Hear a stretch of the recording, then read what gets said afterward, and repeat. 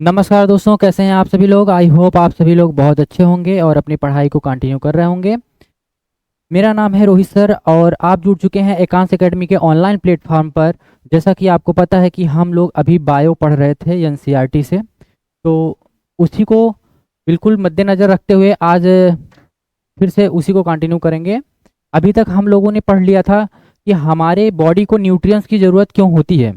हमारे बॉडी को न्यूट्रिएंट्स की ज़रूरत क्यों होती है? क्योंकि हमारे बॉडी को क्या ऊर्जा चाहिए होता है।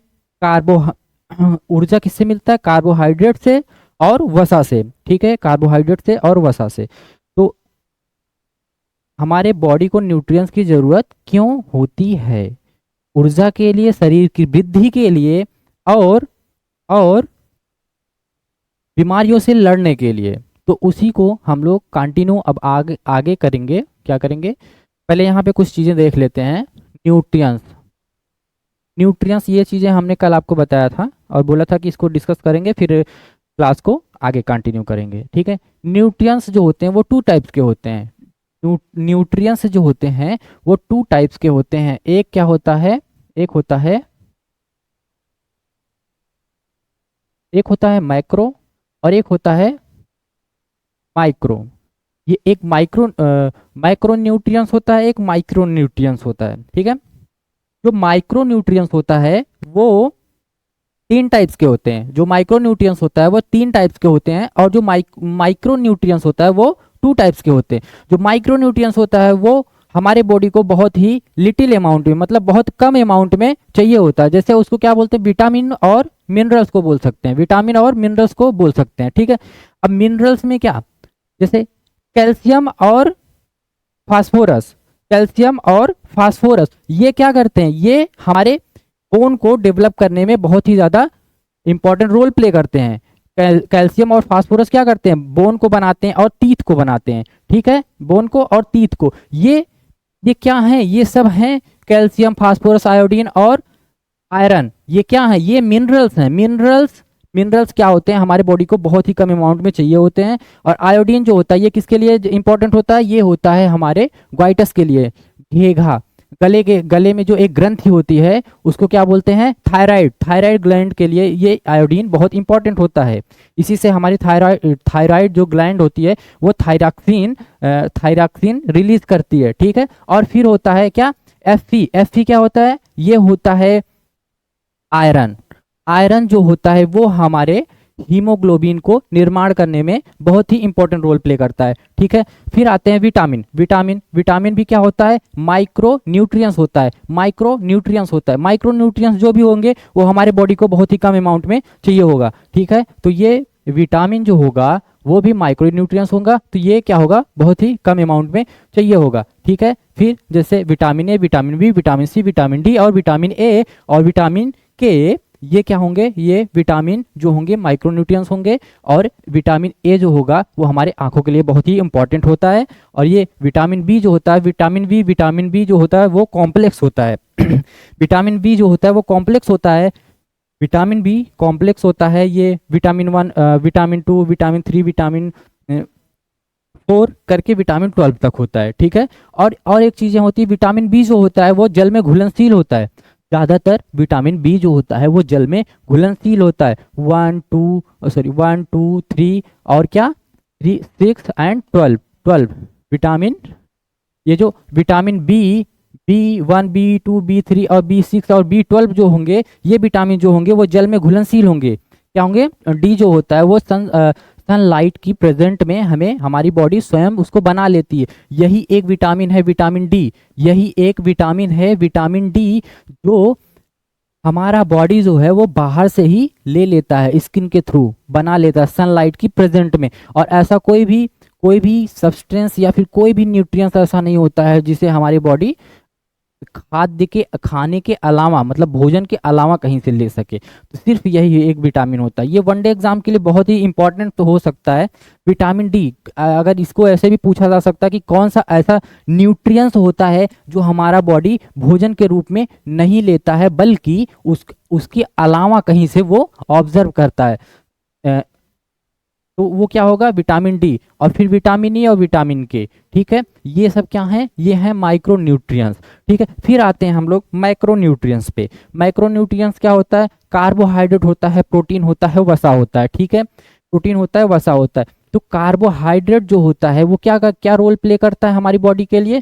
कार्बोहाइड्रेट जो होता है वो एनर्जी देता है। कार्बोहाइड्रेट क्या करता है, कार्बोहाइड्रेट एनर्जी देता है। ठीक है, वसा भी हम लोगों को एनर्जी देता है, लेकिन एक चीज हमेशा याद रखना, वसा हमको एनर्जी ज्यादा प्रोवाइड करता है, इसके कार्बोहाइड्रेट की अपेक्षा वसा जो है एनर्जी ज़्यादा प्रोवाइड करता है हमारी बॉडी को। वो क्यों, क्योंकि इसमें जो है ये ऑक्सीजन, यही ऑक्सीजन ज़्यादा होता है, वसा में ऑक्सीजन ज़्यादा होता है, इसलिए वो कार्बोहाइड्रेट की अपेक्षा वसा एनर्जी ज़्यादा प्रोवाइड करता है। ठीक है, ठीक है। अब कार्बोहाइड्रेट, कार्बोहाइड्रेट जो होता है ये हमको एनर्जी ज़्यादा देता है, लेकिन ब्रेक डाउन कैसे होता है, ये ब्रेक डाउन कैसे होता है उसको आओ जानते हैं। पहले ये ग्लूकोज, क्या C6, ग्लूकोज का फार्मूला क्या होता है, C6H12O6, C6H12O6। ठीक है, C6 आपको दिख रहा है, फ्रेम में है हम, हाँ फ्रेम में है। ठीक, ठीक है, और फिर प्लस ऑक्सीजन, फिर प्लस ऑक्सीजन। अब ये क्या होगा, ये ब्रेक डाउन होगा, ये ब्रेक डाउन किस में होगा, ये ब्रेक डाउन होता है CO2 में। ये ब्रेक डाउन किस में होता है बेटा, ये ब्रेक डाउन होता है CO2 में, कार्बन डाइऑक्साइड में और वाटर में। और किस में होता है, और वाटर में। तो ये ब्रेक डाउन किस में होता है, वाटर में। और क्या होता है, और ये ATP इसको,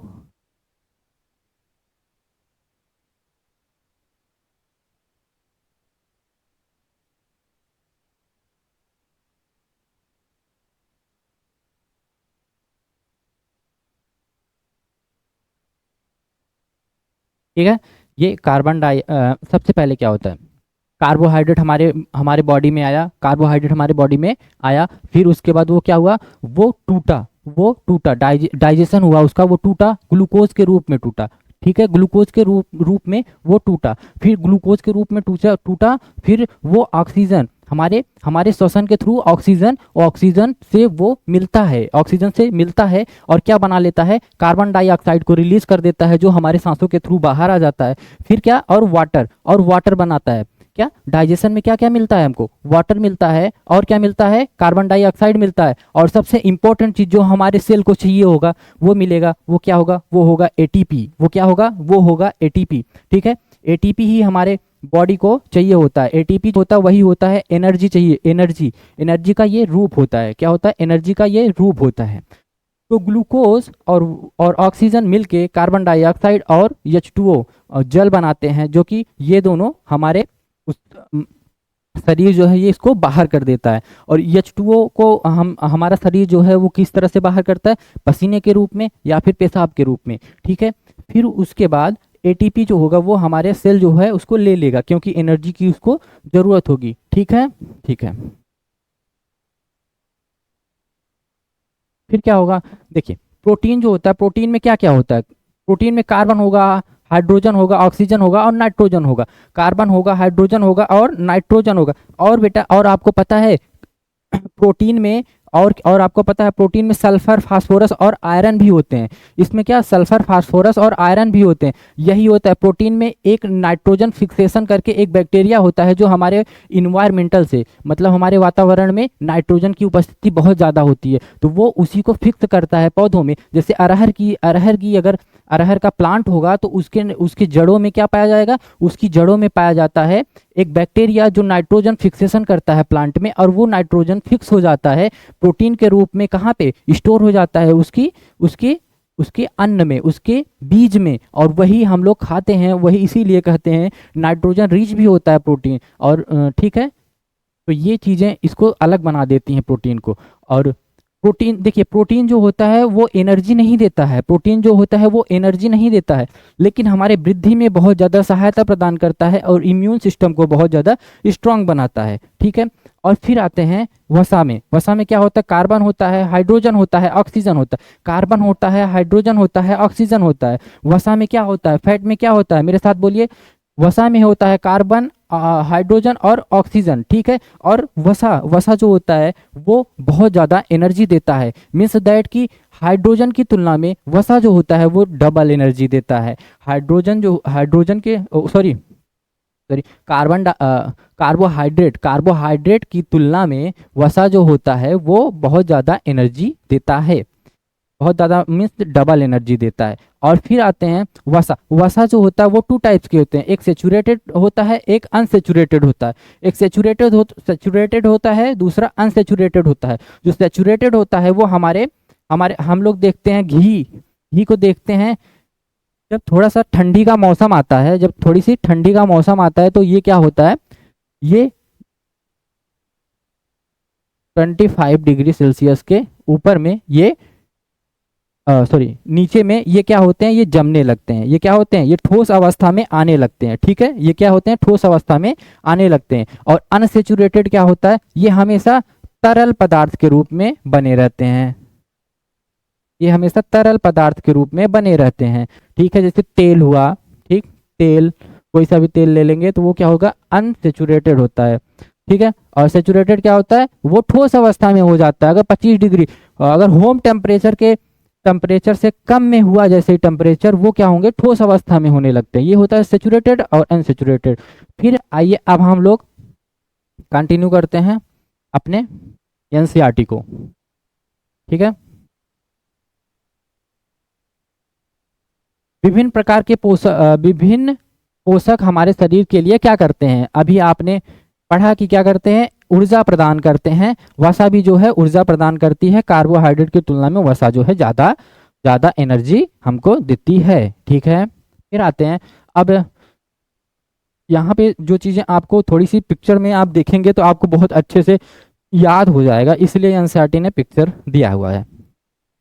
देखिए, प्रोटीन जो होता है, प्रोटीन के कुछ स्रोत,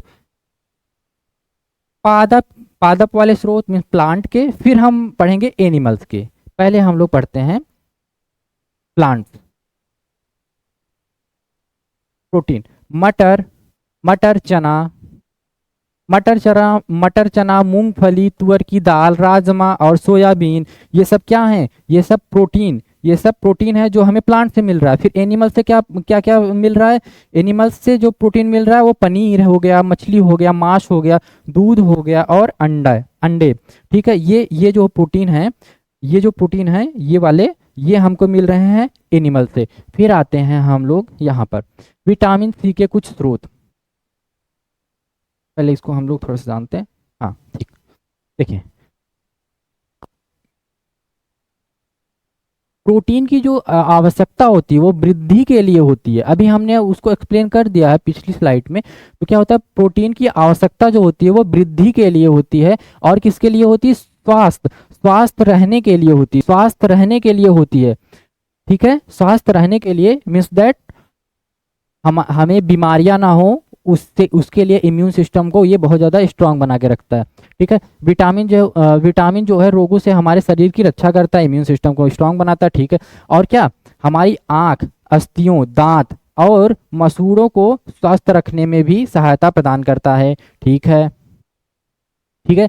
और कई प्रकार की विटामिन्स होते हैं, विटामिन्स कई प्रकार के होते हैं, अभी मैंने पहले ही बताया ए बी सी डी और ई और के, ठीक है। और बी कॉम्प्लेक्स होता है, हमने बताया बी कॉम्प्लेक्स होता है, ठीक है। फिर आते हैं अब यहाँ विटामिन डी के कुछ स्रोत दिए गए हैं।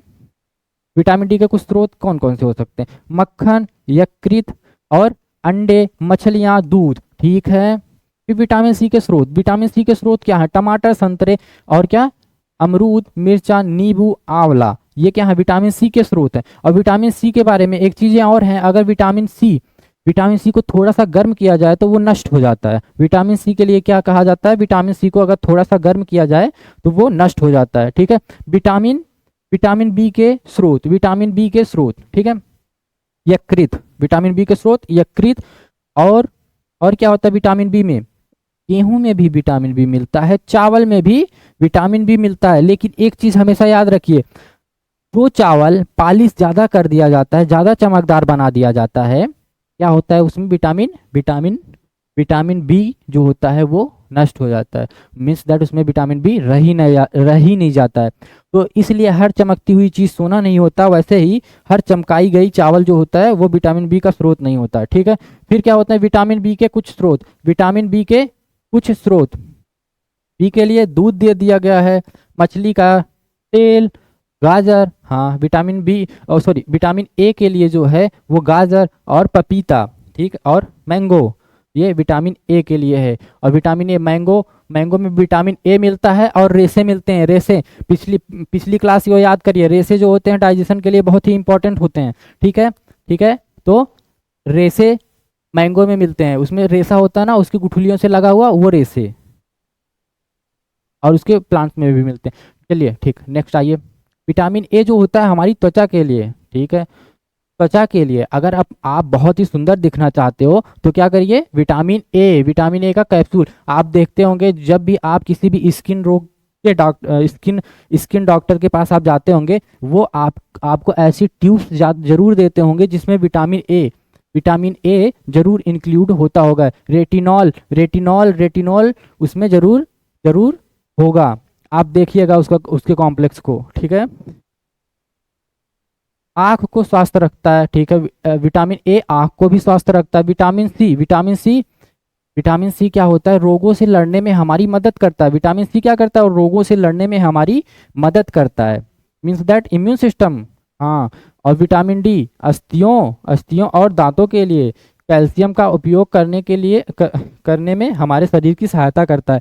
देखिए जो छोटे बच्चे होते हैं उनको, जो एकदम बिल्कुल न्यू बॉर्न बेबी होते हैं, अभी जस्ट बॉर्न ही हुए हों, वो बच्चे, उनको धूप में ले जाके दिखाया जाता है। क्यों दिखाया जाता है, क्योंकि वो लोग विटामिन डी नहीं पा रहे हैं, मीन्स दैट कि उनको ज़्यादा चाहिए होता है, उनकी जो अस्थियां होती हैं वो बहुत ही मुलायम होती हैं, मीन्स दैट स्ट्रांग नहीं होती, अयस्क की तरह स्ट्रांग नहीं होती, तो उनको धूप में ले जाया जाता है, धूप दिखाया जाता है ताकि उनको विटामिन डी मिले बच्चों के लिए, ठीक है।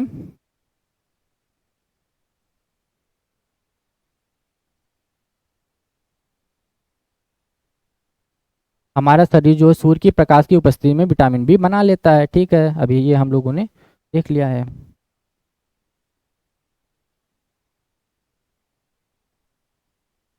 देखिए कुछ खनिज लवण होते हैं, खनिज मिनरल्स, जो मिनरल्स होते हैं बेटा, जो मिनरल्स होते हैं वो क्या होते हैं,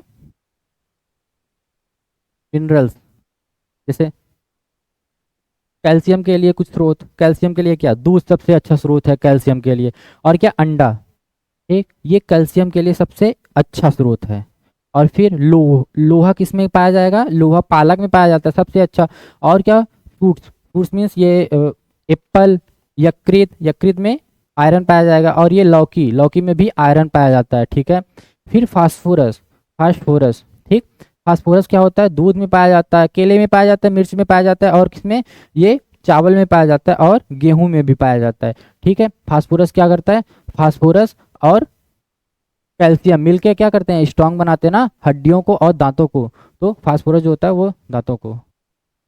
आयोडीन के कुछ स्रोत, मछली और झींगा मछली जो होते हैं, नमक होता है, सबसे इंपॉर्टेंट नमक होता है, अदरक होता है और पालक होता है। देखिए आयोडीन हमें डेली डेली रूटीन पे सुई की नोक के बराबर हमको क्या चाहिए होता है, सुई की नोक के बराबर हमें क्या चाहिए होता है, आयोडीन चाहिए होता है, ठीक है। हमारे शरीर शरीर को खनिज लवण की आवश्यकता होती है, ठीक है, ये सब हो चुका है।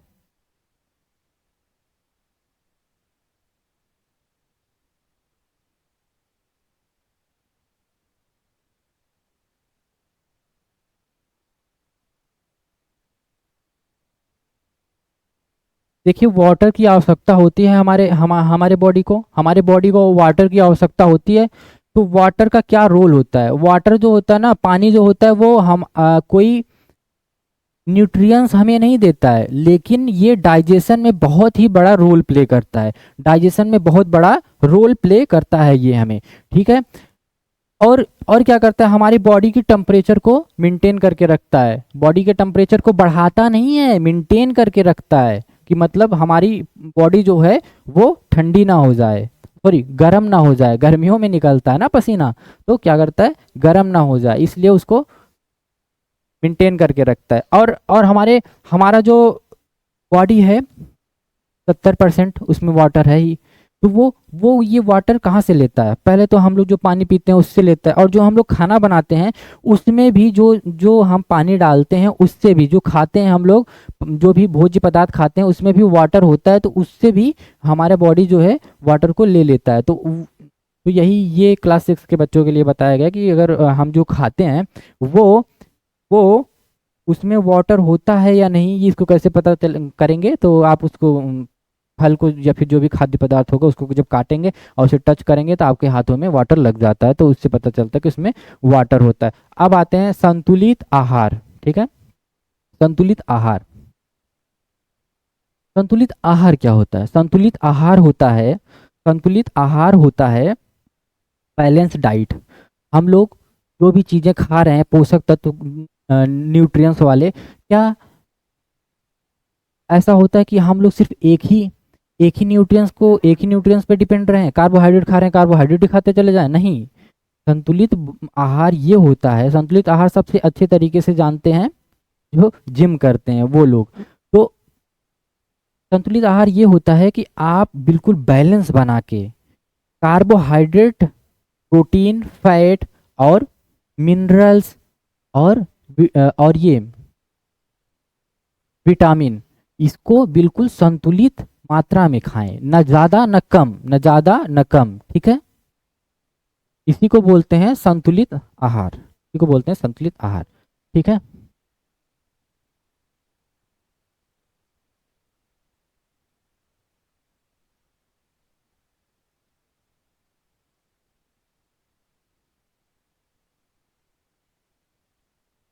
देखिए कभी कभी ऐसा भी होता है कि हम लोग सब्जियों को काटते हैं और बहुत अच्छे से उसको धोने की कोशिश करते हैं, बहुत अच्छे से जब धोने की कोशिश करेंगे तो उसमें से कुछ जो न्यूट्रिएंट्स होंगे वो पानी में ही वेस्ट हो जाता है। कभी कभी ऐसा भी होता है कि अगर हम कोई चीज़ पका रहे हैं और पानी में डाल के उसे पका रहे हैं, जैसे कि आलू को अगर हम लोग पका रहे हैं या फिर चावल पका रहे हैं, तो उसके पानी को फिर फेंक दे रहे हैं, तो ज़्यादातर चांस ये हो सकता है कि ज़्यादातर हम लोग न्यूट्रिएंट्स को वेस्ट कर दे रहे हैं, न्यूट्रिएंट्स को वेस्ट कर दे रहे हैं। ठीक है, और और ऐसा भी हो सकता है कि अगर हम एक एक ही, जैसे कि हमको वसा चाहिए, वसा और कार्बोहाइड्रेट में ज़्यादा एनर्जी कौन देता है? ज़्यादा एनर्जी वसा देता है, तो हम लोग वसा को ज़्यादा खाने लगें, वसा को ज़्यादा खाने लगेंगे, तो उससे क्या होगा, उससे भी हमारा जो बैलेंस डाइट होगा वो क्या होगा, डिसमिस होगा, बैलेंस नहीं बना पाएगा। तो उससे क्या होगा, उससे बेटा हम लोगों को मोटापा मोटापा जैसी मोटापा जैसी समस्या हो सकती है। अब आते हैं अभा अभावजन्य रोग। अभावजन्य रोग, इसका इसका क्या मतलब होता है? अभावजन्य रोग मतलब क्या होता है? अभावजन्य रोग में रहे हो, अगर आपको किसी पोषक की कमी हो जाए तो, और वो कमी ज़्यादा समय तक बनी रहे, कमी ज़्यादा समय तक बनी रहे, ठीक है, वो कमी ज़्यादा समय तक बनी रहे, तो वो होता है अभावजन्य रोग। अभावजन्य रोग, डिफिशियंसी, क्या? डिफिशियंसी।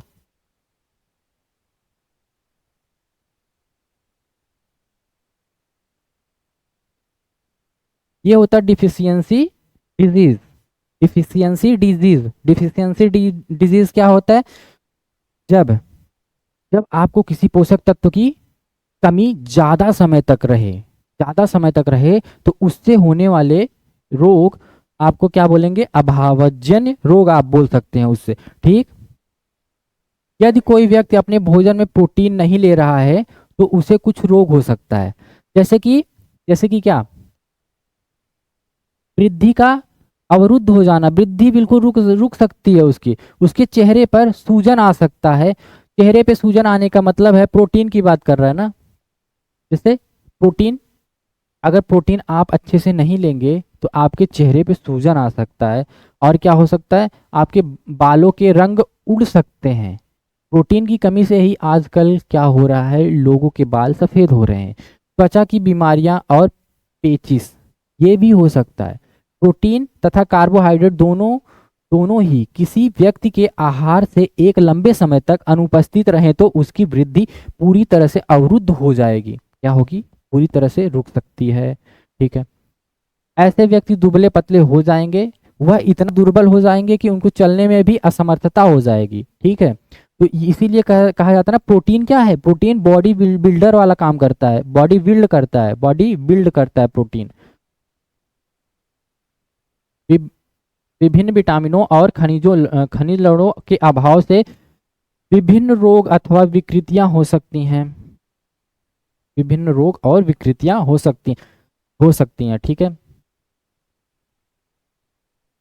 देखिए अब यहाँ पे कुछ विटामिन दिए गए हैं और उनसे रोग हो रहा है जो वो, और उसके लक्षण, रोग के लक्षण दिया गया। विटामिन ए से क्या होता है? विटामिन ए से क्या होता है? इससे होता है नाइट ब्लाइंडनेस, रातों में दिखाई नहीं देता है। और क्या होता है? कभी कभी कुछ कम दिखाई देता है। विटामिन बी वन वेरी होता है, B1 से वेरी होता है। इससे क्या होता है? पसलियां काम करने में ऊर्जा की कमी, दुर्बल पेशियां और काम करने में ऊर्जा की कमी। पेशियां जो होंगी जब दुर्बल हो जाएंगी, तो जब उसमें एनर्जी नहीं रहेगा तो क्या होगा? काम करने में प्रॉब्लम होगा। विटामिन सी स्कर्वी, मसूड़े से खून निकलेगा, घाव भरने में बहुत समय लगेगा। घाव भरने में अधिक समय लगने का मतलब है इम्यून सिस्टम वीक है। और विटामिन डी रिकेट्स, अस्थियों का मुलायम होकर मुड़ जाना। ठीक है, कैल्शियम, अस्थियां और दंत क्षय, कमजोर अस्थियां और दंत क्षय। ठीक है, आयोडीन, घींघा, ग्वायटर, ये घींघा रोग होता है, गला सूज जाता है। ठीक है, गर्दन की ग्रंथियां जो होती है वो सूज जाती है। मीन्स दैट ये थायराइड ग्लैंड जो होता है वो इसमें डैमेज होता है। लोहा, अरक्तता, कमजोरी, लोहे से क्या होता है? हीमोग्लोबिन बनता है। जब हीमोग्लोबिन नहीं बन पाएगा तो हम वर्क नहीं कर पाएंगे सही से। ठीक है, ठीक है, तो ये क्लास यहीं पे हम लोग एंड करते हैं। बाकी इससे रिलेटेड क्वेश्चन हम अब बिल्कुल इससे रिलेटेड जो भी वनडे एग्जाम का जितना भी सारा क्वेश्चन बनेगा वो सारे के सारे हम आपको लेकर आएंगे अगली क्लास में। तब तक के लिए धन्यवाद। Thank you so much. नमस्कार।